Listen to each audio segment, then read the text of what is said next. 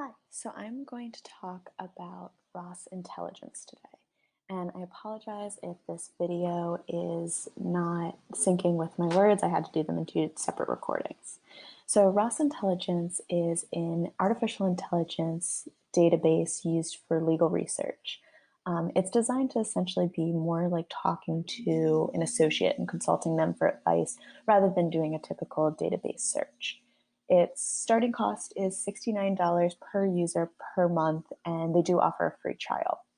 So some of the features that Ross has is, like I said, the artificial intelligence, which helps identify relevant cases and statutes. It does include a natural language search as well as a Boolean search, and it provides case summaries, citation checks, automatic filters, research history, folders to save what you've been researching, and it does have an option to download PDF and Word versions of the cases and statutes you have. It also has a document analyzer, which I'm not going to talk about in this video.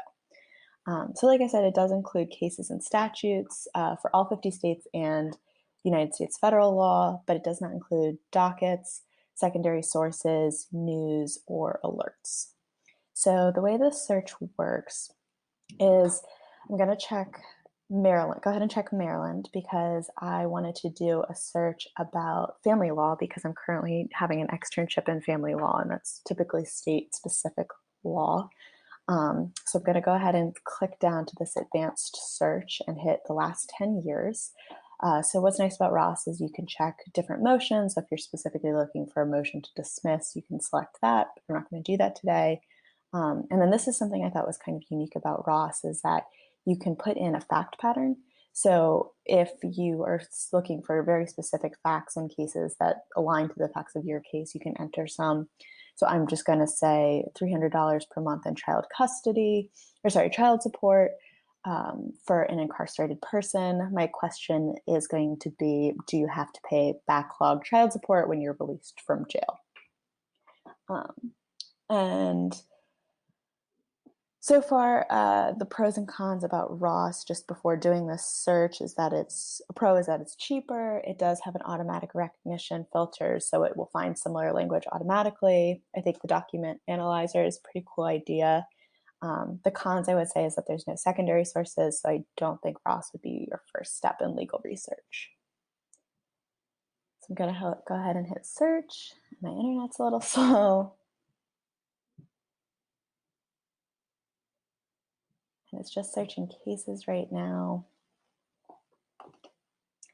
And you can see I've already clicked on this case, but what's nice is that it shows you where your question is answered in the case itself. So I can click through these 15 passages and read a little bit about the answer to my question or see if this case is even relevant before even clicking on the case, which is pretty nice. And I think the way that this formula works in far as searches is it looks at the passages because the first one has 15 passages that might answer my question, whereas the second case only has 4. And so you can skim through these and see that it answers your question. You can either click on the actual paragraph or you can click on the case name itself to get to the case. And you can see all the information for the case up here, when it was decided, how many cases are cited in this case, which I think is an interesting stat that is unique to Ross. Who else cited this case, if there's any negative treatment. It does only show direct negative treatment, so unlike Lexis Plus, where it'll show you some of the cases that it's cited to might be negatively treated, it just shows the direct. So I can click through and see a fact match or a question match, which I think is a pretty nice pro. So if it answers my question versus if I'm looking for more specific and similar fact patterns. And then you can click through and see the highlighted passages, and you can also see where they fall in context. So with this case, it kind of cites to a Florida law, which I thought was weird for child support. So I wanted to see if Maryland had a similar law. So I went and clicked on cases, and you can't select statutes from there. But at the top, you can select statutes and regulations, and it doesn't automatically apply the search. So you actually have to re-enter your question, which is a little bit frustrating. So I'm going to go ahead and re-enter this.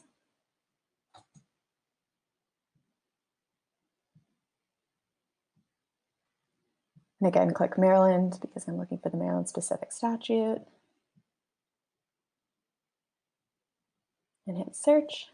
So it does apply sort of my question to some of these laws, but it talks about bond orders at first, which is not really what I'm looking for. So this algorithm is not as accurate as the cases I'm noticing right away, but I do like that it has sort of the table of contents on the side and also gives you kind of a title of what the statute is, so you can easily look and kind of pick through what your statute is and if it's relevant or not to the question you're answering.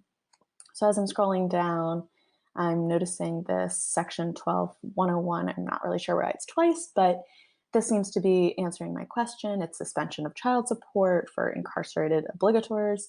So I'm going to go ahead and click on this and see if it answers the question that I have. And it does right there in general. It says child support payment past due if you've been incarcerated for more than 18 months, which is exactly what that Florida law said in the case, but it's actually Maryland. So good to know that Maryland also has a very similar statute. So yeah, that's just a quick rundown of what Ross intelligence is. I would say the major takeaways is that the natural language and being able to apply facts of your case is a pretty nice feature. And the highlighting relevant sections to click through is nice. The fact that it's cheaper is nice. And it's really good to solidify, I would say, your argument. But the con is I would not say this would be your first or your only database that you would be using because they don't have secondary sources. So it's definitely not a step one, and thus you probably need more than just this database. And also I thought it was a little bit annoying to do two separate searches for cases and for statutes. But overall, that's Ross.